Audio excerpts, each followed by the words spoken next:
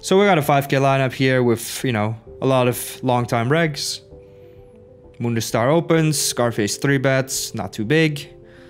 At 100 big blinds. Squa1 called 4 bets, not too big either. So I mean here, Moonus is probably going to open somewhere between 25 and 30%. Scarface is probably going to be 3 betting between like 8 and 16%. And then Squa1 is probably going to be cold 4 betting between like 2 and 7%. So ranges are not, I mean range is obviously pretty strong at this point, but not like insanely strong. Scarface calls. And we get the King 8-3. So this board is kind of dry. I mean, Scarface will definitely have some flush draws. He will definitely have some kings. But Squa1 will have way more kings, especially hands like ace king, kings, aces. Maybe he has pocket eights, maybe not. Scarface here, what can he have? You know, maybe he traps like a hand like aces or kings sometimes. But I mean, he's gonna have him sometimes, where Squa1 will have him every time. And then he will have pocket eights maybe, as I said, some flush draws, maybe some hands like ace queen of diamonds.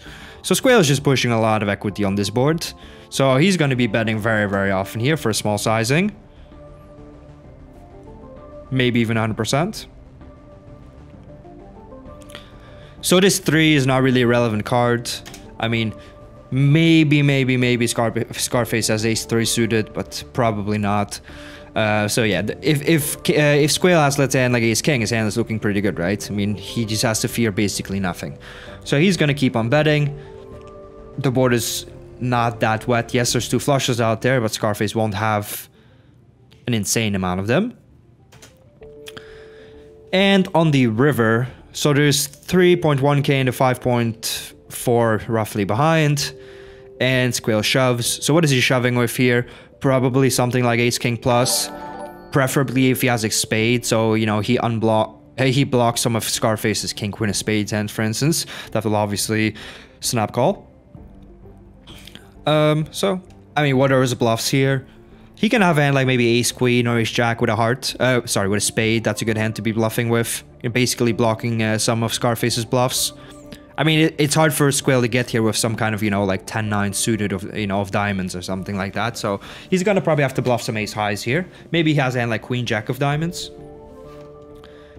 Even though that hand doesn't have the greatest blockers.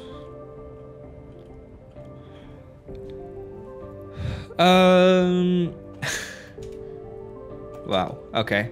So Squa1 has ace queen offsuit here. I think his play is pretty good here. I mean, he blocks the nut flush.